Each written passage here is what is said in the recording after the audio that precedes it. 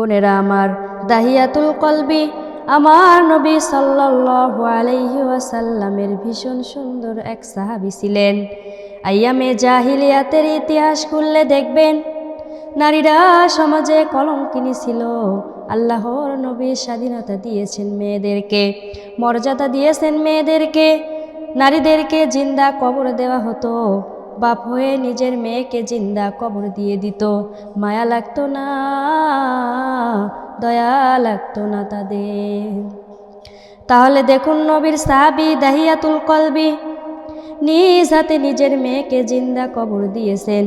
তিনি মুসলমান হওয়ার পর আমার নবী সাল্লাল্লাহু আলাইহি ওয়াসাল্লাম বলেন, দাহিয়াতুল কলবি তুমি মুসলমান হয়েছো, সাহাবী হয়েছো, আল্লাহ পাক তোমার সব গুনাহ ক্ষমা করে দিয়েছেন।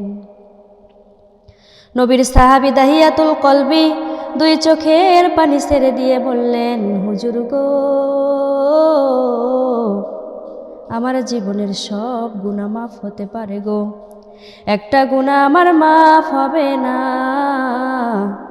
হুজুর সাল্লাল্লাহু আলাইহি ওয়াসাল্লাম বললেন, কি এমন মারাত্মক পাপ তুমি করেছো যে তা মাফ হবে না? এবার দাহিয়াতুল কলবি রোদন করে কাঁদছেন, ঝর্ণার মতো গাল বেয়ে বেয়ে পানি পড়ছে। চোখের পানিগুলি ছেড়ে দিয়ে এতিমের মতো কাঁদেন আর বলেন, হুজুর গো,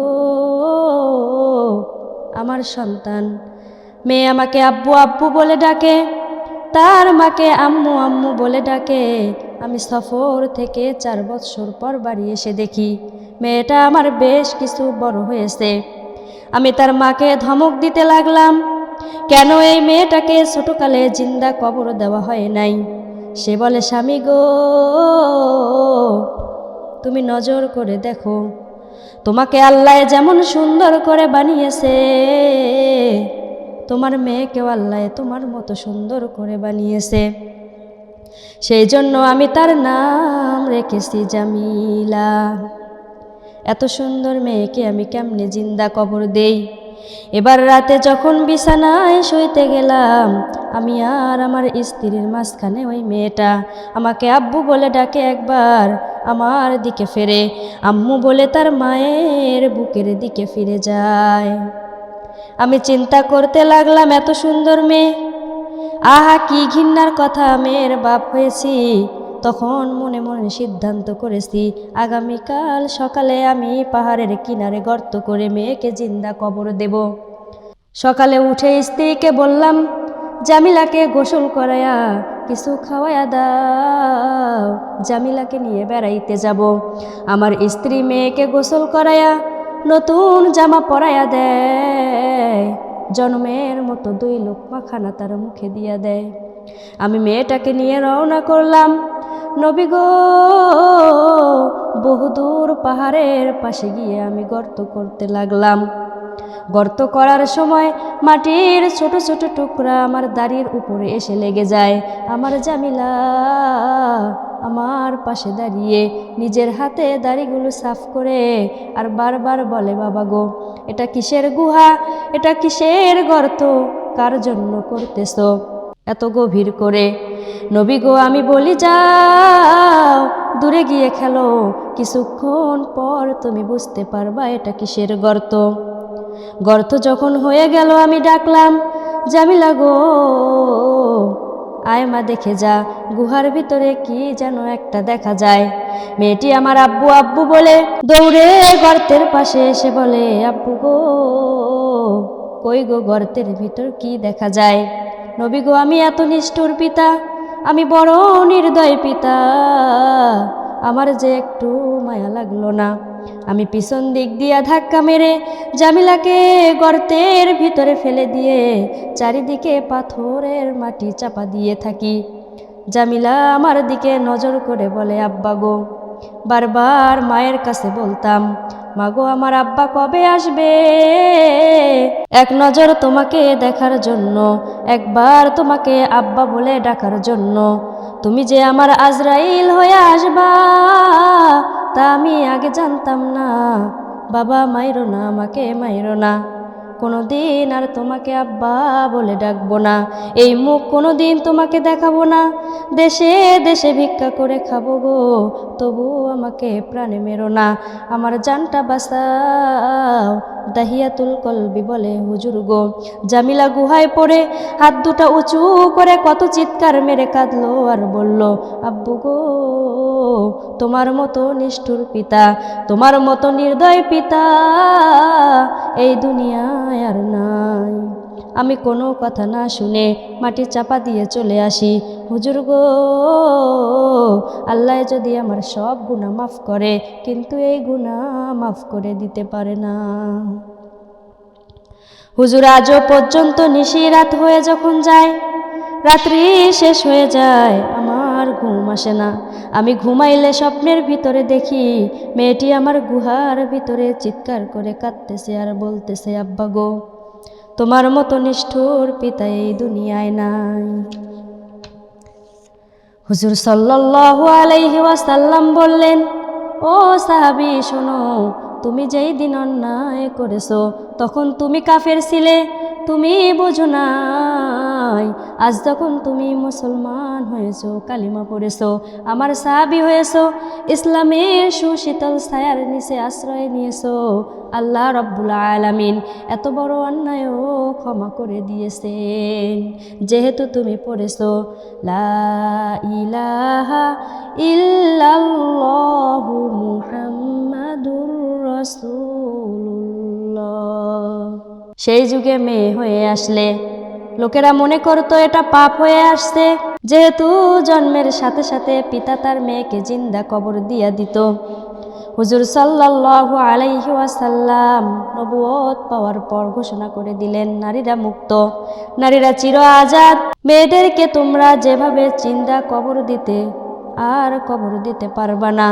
ইসলাম আমাদেরকে স্বাধীনতা দিয়েছে, তাই সব মা বোনদের জন্য দায়িত্ব এটাই যে আল্লাহর আইনকে জানা, রাসূল সাল্লাল্লাহু আলাইহি ওয়াসাল্লামকে বোঝা এবং যেভাবে নিজের জীবনকে গড়া।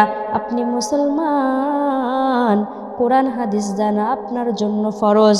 কিয়ামতে জিজ্ঞাসা করা হবে, এই জীবন জীবন নয়, আর একটা জীবন আসবে, সেই জীবনে আমাদেরকে উঠতে হবে। এই যৌবন, এই স্বাস্থ্য থাকবে না, সব একদিন শেষ হয়ে যাবে। কবরে থাকার পর উঠতে হবে, হাসরের মাঠে যাবার আগে তৈরি হন। বোনেরা আমার, সারা জীবন দিনের কাজ বাদ দিয়া দুনিয়ার কাজ নিয়ে ব্যস্ত ছিলেন। যখন মৃত্যু এসে যাবে তখন একজন আলেম এসে বলল, বিসমিল্লাহি আলা মিল্লাতি রাসূলিল্লাহ, কবরের মধ্যে রেখে দিল রাসূলের গাড়িতে।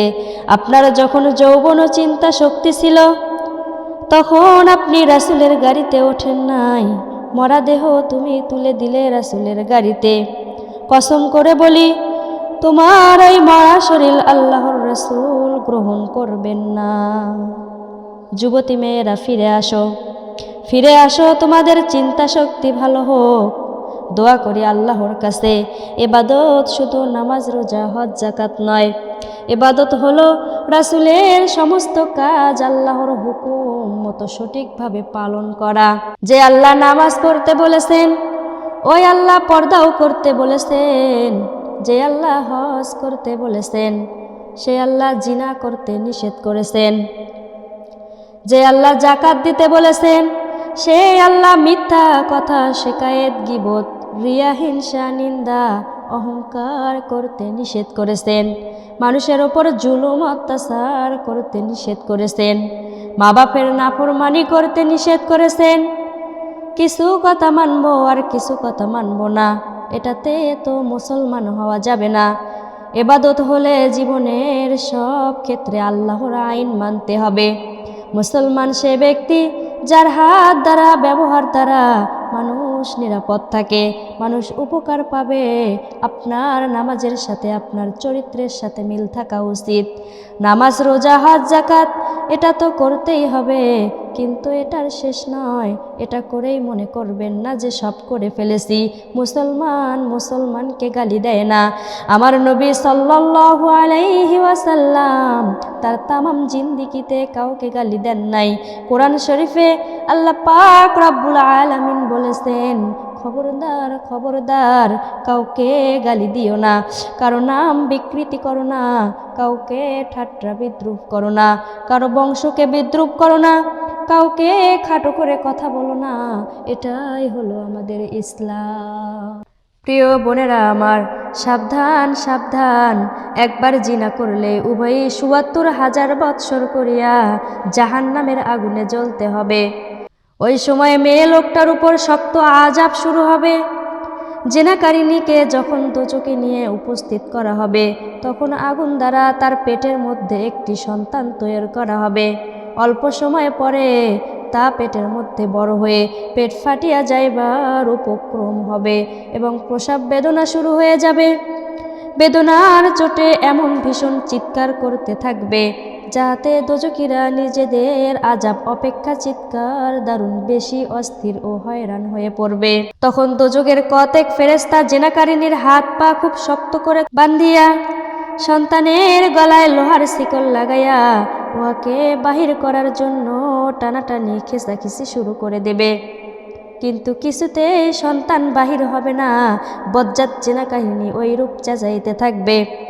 যখন তার আযাবের মেয়াদ ৭৪,০০০ বৎসর শেষ হবে, তখন ওই সন্তানটাও এমনি এমনি বাহির হয়ে যাইবে। নাউজুবিল্লাহ। ওই রূপ ঘৃণিত মুসিবত ও গজব থেকে আল্লাহ পাক যেন আমাদেরকে রক্ষা করেন। হে ঈমানদার বোনেরা, স্মরণ রাখবেন যে চোখের জিনা ছোট জিনা, এই জিনা হইতেই বড় জিনার উৎপত্তি হয়। কেননা টক দেখলে সবার মুখে কিন্তু পানি চলে আসে, আর না দেখলে কারো মুখে পানি আসে না। তাই বলতেছি, এখন ওই আযাবের কথা স্মরণ রাখিয়া, ওই আযাবের কথা স্মরণ রাখিয়া তওবা করিয়া খাস তওবা করেন এবং অন্য অন্য মা বোনদেরকে ওই আযাবের কথা জানাইয়া দেন। ওগো আল্লাহ পাকের বান্দিগণ, দুনিয়ার ক্ষণস্থায়ী হায়াত পাইয়া আমোদ প্রমোদে মত্ত হইয়া আখিরাতের চিরস্থায়ী স্থানকে আযাবের ঘর বানাইয়া যাইও না। দুনিয়াতে কিন্তু আর ফিরে আসতে দেওয়া হবে না।